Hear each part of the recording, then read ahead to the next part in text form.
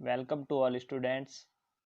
हम पढ़ रहे थे क्लास 9 का साइंस का चैप्टर 1 हमारे आसपास के पदार्थ, जिसके 3 पार्ट हम कर चुके हैं और ये पार्ट चौथा है जिसमें हम इसके क्वेश्चन आंसर करेंगे। तो हमारा पहला क्वेश्चन है, निम्नलिखित में से कौन से पदार्थ हैं और कौन से पदार्थ नहीं हैं। तो यहाँ पदार्थ दिए हुए हैं कुछ और कुछ नए पदार्थ हैं वो दिए हुए हैं। कुर्सी, वायु, स्नेह, गंध, घृणा, बादाम, विषार, शीत, नींबू पानी और इत्र की सुगंध। इनमें से जो पदार्थ हैं वो इस तरफ अलग कॉलम में लिखे हुए हैं और इनमें से जो पदार्थ नहीं है वो इस कॉलम में लिखे हुए हैं। इनमें जो कुर्सी, वायु, बादाम और नींबू पानी पदार्थ हैं और स्नेह, गंध, घृणा, विषार, शीत और ये इत्र की सुगंध ये पदार्थ नहीं है। हमने जब इसका पार्ट 1 पढ़ा था तब हमने पदार्थ की परिभाषा पढ़ी थी कि वे वस्तुएं हैं जिनका आयतन और द्रव्यमान निश्चित होता है, वे पदार्थ होती हैं। हमारा आज का दूसरा क्वेश्चन है कि गर्मा गर्म खाने की गंध कई मीटर दूर से ही आपके पास पहुंच जाती है, लेकिन ठंडे खाने की महक लेने के लिए आपको उसके पास जाना पड़ता है। ऐसा इसलिए होता है स्टूडेंट्स, हमने पढ़ा था कि जो पदार्थ के कणों के मध्य गतिज ऊर्जा होती है वो तापमान बढ़ाने पर बढ़ जाती है। इसलिए पदार्थ के कण निरंतर गतिशील होते हैं। जब तापमान बढ़ता है तो पदार्थ के कणों में मौजूद गतिज ऊर्जा बढ़ जाती है, जिससे पदार्थ के कण तेजी से गति करने लगते हैं। इसलिए गर्मा गर्म खाने की महक हमें दूर से ही हमारे पास पहुंच जाती है। नेक्स्ट क्वेश्चन है, स्विमिंग पूल में गोताकार पानी काट पाता है, इससे पदार्थ का कौन सा गुण प्रक्षेपित होता है। तो इसका आंसर है, पदार्थ के कणों के मध्य आकर्षण बल होता है और ठोस की तुलना में द्रव में आकर्षण बल कमजोर होता है, इसलिए गोताकार पानी को काट पाता है। नेक्स्ट क्वेश्चन है, पदार्थ के कणों की क्या क्या विशेषता है। इसे भी हमने पहले लेक्चर में पढ़ा था कि पदार्थ के कणों की विशेषताएं। तो पदार्थ के कण अति सूक्ष्म होते हैं जिन्हें हम माइक्रोस्कोप से ही देख सकते हैं। पदार्थ के कणों के मध्य रिक्त स्थान होता है। पदार्थ के कण निरंतर गतिशील होते हैं और पदार्थ के कणों के मध्य आकर्षण बल होता है।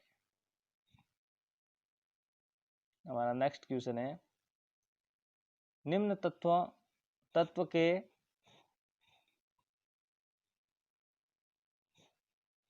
किसी भी तत्व के द्रव्यमान प्रति इकाई आयतन को इसका घनत्व कहते हैं। किसी भी तत्व का घनत्व क्या होता है स्टूडेंट्स, जब घनत्व निकालते हैं किसी भी तत्व का तो सबसे पहले उसके द्रव्यमान को उसके आयतन से भाग कर देते हैं। यह घनत्व का फॉर्मूला है। और अब हम क्वेश्चन पढ़ेंगे, बढ़ते हुए घनत्व के क्रम में निम्नलिखित को व्यवस्थित करें। वायु, चिमनी का धुआं, शहद, जल, शौक, रुई और लोहा। एक बात जान लीजिए कि जो घनत्व होता है वो ठोस में सबसे ज्यादा होता है।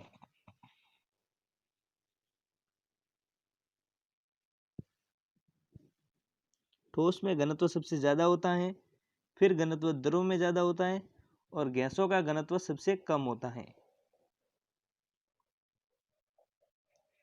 तो इस प्रकार से इसको व्यवस्थित करेंगे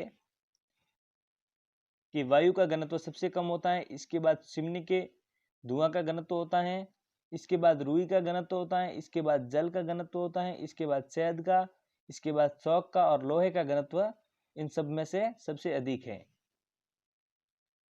नेक्स्ट क्वेश्चन है, पदार्थ की विभिन्न अवस्थाओं के गुणों में होने वाले अंतर का सारणीबद्ध कीजिए। यानी कि ठोस, द्रव और गैस के बीच जो अंतर है उसको एक सारणी में दर्शाना है, जो कि यहाँ हमने दर्शाया है।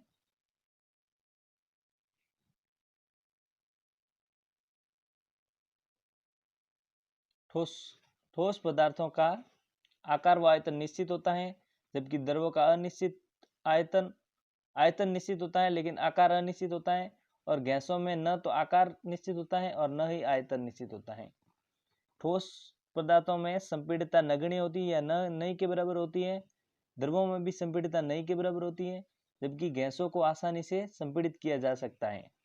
इसका हमने उदाहरण देखा था एलपीजी। जो सामान्य वायुमंडल में एलपीजी गैसीय रूप में होती हैं, लेकिन जब उसको सिलेंडर में भरा जाता है तो उसको संपीड़ित करके लिक्विड फॉर्म में बदल दिया जाता है। तो तीसरा इनका गुण है, ठोस पदार्थों के कणों के मध्य रिक्त स्थान न्यूनतम होता है। द्रव में पदार्थों के कणों के मध्य रिक्त स्थान ठोसों की तुलना में अधिक होता है, जबकि गैसों में ये कणों के मध्य का रिक्त स्थान अधिकतम होता है। ठीक इसी प्रकार ठोस के पदार्थों के कणों के मध्य आकर्षण बल अधिकतम होता है और गैस के पदार्थ के कणों के मध्य आकर्षण बल न्यूनतम होता है। और ठोस के पदार्थ के कणों के मध्य जो गतिज ऊर्जा होती है वो न्यूनतम होती है, जबकि गैस के पदार्थ के कणों के मध्य गतिज ऊर्जा अधिकतम होती है। इसके कारण गैस जो वायुमंडल में इधर उधर विचरित कर पाती है।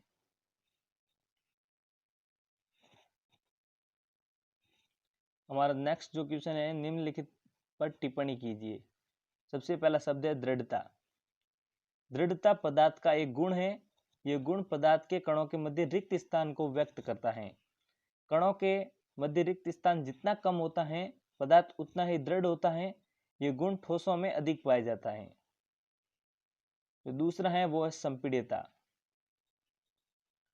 संपीड्यता पदार्थों का एक गुण है जो उन पर दाब के प्रभाव को व्यक्त करता है। यदि पदार्थ को बाह्य दाब से दबाया जा सकता है तो उसकी संपीड्यता अधिक होती है।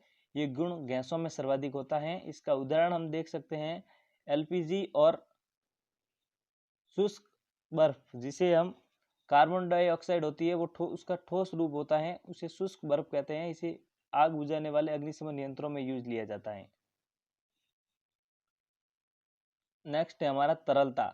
तरलता पदार्थ का वह गुण है जिसकी वजह से द्रव हमेशा ऊपर से नीचे की ओर बहते हैं।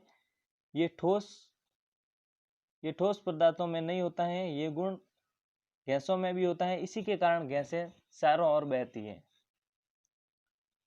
नेक्स्ट है बर्तन में गैस का भरना। गैसों के कणों के मध्य पर्याप्त रिक्त स्थान उपलब्ध रहता है तथा अत्यधिक गतिज ऊर्जा के कारण ये कण गतिशील हो जाते हैं, जिसके कारण गैस बर्तन का संपूर्ण स्थान घेर लेती है। नेक्स्ट है आकार। पदार्थ के कणों के बीच मौजूद अंतराणु बल पदार्थ का आकार निर्धारित करता है। यदि पदार्थ के कणों के मध्य आकर्षण बल अधिक होगा तो पदार्थ का आकार निश्चित होगा। अगर अंतराणुक बल कम होता है तो आकार अनिश्चित होता है। इसलिए ठोसों का आकार निश्चित और द्रव और गैसों का आकार अनिश्चित होता है।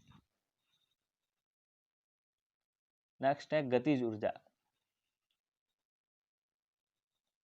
पदार्थ के कण सदैव गतिशील रहते हैं, जिसके कारण उनमें गतिज ऊर्जा उपस्थित होती है। तापमान बदलने पर गतिज ऊर्जा बढ़ जाती है। अगला है घनत्व। घनत्व क्या होता है? पदार्थ का द्रव्यमान अपॉन पदार्थ का आयतन। घनत्व ठोसों में घनत्व उच्च होता है, जबकि द्रवों में ठोसों से कम और गैसों में सबसे कम घनत्व होता है। हमारा नेक्स्ट क्वेश्चन है कारण बताइए। पहला है गैस पूरी तरह से उस बर्तन को भर देती है जिसमें इसे रखा जाता है। तो इसका कारण यह है कि गैसों के कणों के मध्य पर्याप्त रिक्त स्थान उपलब्ध रहता है तथा अत्यधिक गतिज ऊर्जा के कारण ये कण गतिशील हो जाते हैं, जिसके कारण गैस बर्तन का संपूर्ण स्थान घेर लेती है। जो नेक्स्ट कथन है, गैस बर्तन की दीवारों पर दबाव डालती है।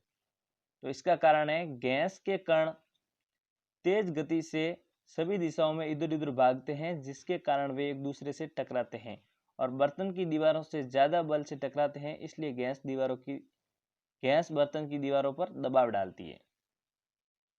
नेक्स्ट है लकड़ी की मेज ठोस कहलाती है।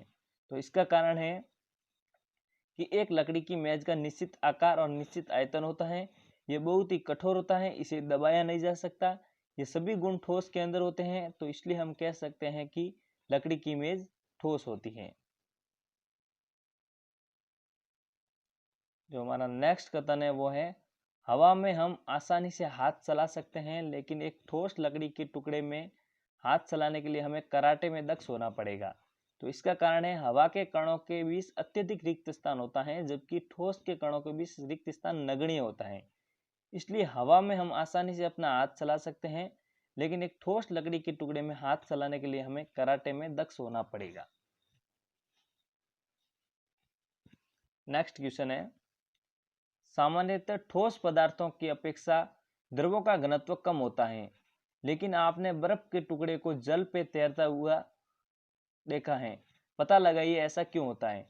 तो इसका आंसर है, पानी का जो घनत्व होता है वो 4 डिग्री सेल्सियस पर सबसे अधिक होता है और बर्फ का तापमान 0 डिग्री सेल्सियस से कम होता है, इसलिए बर्फ का घनत्व पानी के घनत्व से कम होता है, इसीलिए बर्फ जो है वो पानी के ऊपर तैरती है। नेक्स्ट क्वेश्चन है, निम्नलिखित तापमान को सेल्सियस में बदले। तो केल्विन से जो सेल्सियस में बदलने का फॉर्मूला है वो है, जो केल्विन में जो तापमान दिया गया है उसमें से 273 को घटा देंगे तो जो तापमान है वो सेल्सियस में आ जाएगा, और अगर सेल्सियस में कोई तापमान दिया गया है तो उसमें 273 जोड़ देंगे तो वो तापमान केल्विन में आ जाएगा। इसी फॉर्मूले का उपयोग करके इसे सेल्सियस में बदलेंगे। 300 में से 273 घटा देंगे तो 27 डिग्री सेल्सियस ए का आंसर आ जाएगा, और बी का आंसर 273 में से 573 में से 273 घटा देंगे तो 300 डिग्री सेल्सियस आ जाएगा। हमारा नेक्स्ट क्वेश्चन है, निम्नलिखित तापमान पर जल की भौतिक अवस्था क्या होगी। 250 डिग्री सेल्सियस पर जल वाष्प के रूप में होगा, क्योंकि जल का जो क्वथनांक यानी बॉइलिंग पॉइंट होता है वो 100 डिग्री होता है। जल 100 डिग्री पर उबलने लगता है और 100 डिग्री पर ये द्रव से गैस के रूप में परिवर्तित होने लगता है। नेक्स्ट दिया हुआ है कि 100 डिग्री सेल्सियस पर जल की भौतिक अवस्था क्या होगी, तो ये उबलता हुआ जल होगा, इससे जल वाष्प निकल रही होगी। जो अगला क्वेश्चन है कि किसी भी पदार्थ की अवस्था परिवर्तन के दौरान तापमान स्थिर क्यों रहता है।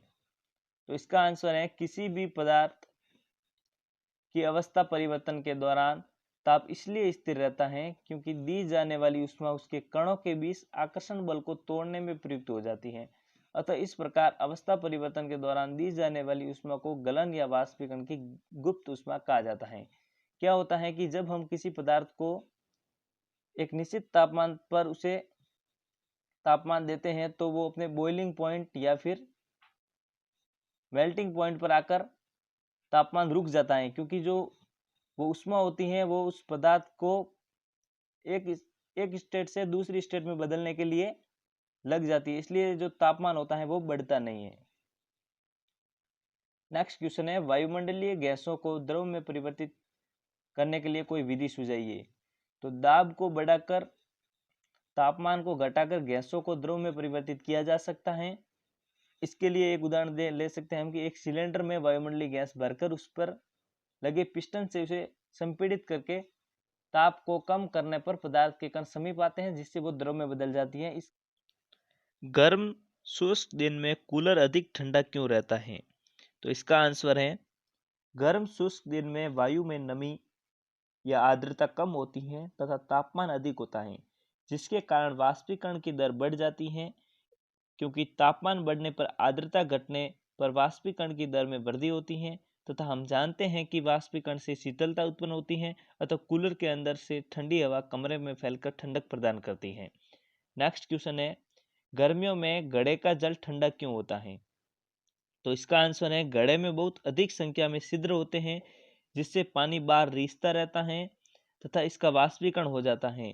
इसी तरह मटके के ऊपर पानी बाहर आता है और वाष्पीकरण से कम हुई ऊर्जा को पुनः मटके और शेष बचे जल से वाष्पीकरण की गुप्त ऊष्मा के रूप में ले लेता है। यह प्रक्रिया चलती रहती है, चूंकि घड़े एवं जल से ऊष्मा अवशोषित होती है तथा वाष्पीकरण होता है, इसलिए मटके का जल ठंडा हो जाता है।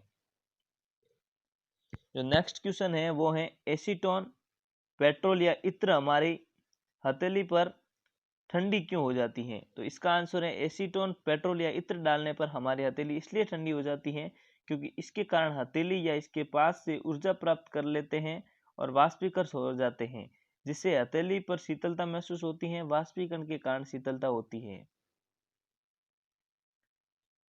जो हमारा नेक्स्ट क्वेश्चन है वो है, कप की अपेक्षा प्लेट से हम गर्म दूध या चाय जल्दी क्यों पी लेते हैं। तो इसका आंसर ये है कि ऐसा इसलिए होता है क्योंकि प्लेट की सतह को क्षेत्रफल कप की क्षेत्रफल से अधिक होता है। जो प्लेट की सतह का क्षेत्रफल होता है वो कप के सतह के क्षेत्रफल से अधिक होता है। जितना अधिक सतही क्षेत्रफल होगा वाष्पीकरण उतना जल्दी होगा, जिससे दूध या चाय जल्दी ठंडी हो जाती है। इस तरह हम प्लेट से दूध या चाय जल्दी पी लेते हैं। जो आज का हमारा लास्ट क्वेश्चन है, गर्मियों में किस तरह के कपड़े पहनने चाहिए? तो इसका आंसर है गर्मियों में हमें हल्के रंग वाले सूती कपड़े पहनने चाहिए। हल्के रंग वाले कपड़े उष्मा अवशोषित नहीं करते हैं तथा सूती कपड़ों में छिद्र होते हैं जिसमें पसीना अवशोषित होता है, वाष्पीकरण तेजी से होता है। इस प्रक्रिया से हमारी त्वचा से वाष्पीकरण की गुप्त उष्मा ली जाती है। इस तरह त्वचा से उष्मा निकलने के कारण ठंडक या आरामदायक महसूस होता है। तो आज का वीडियो हम यहीं खत्म करेंगे और जो नेक्स्ट वीडियो पार्ट 2 में है वो इसके जो पीछे अभ्यास वाले क्वेश्चन दिए रहते हैं पार्ट के, वो वाले करेंगे।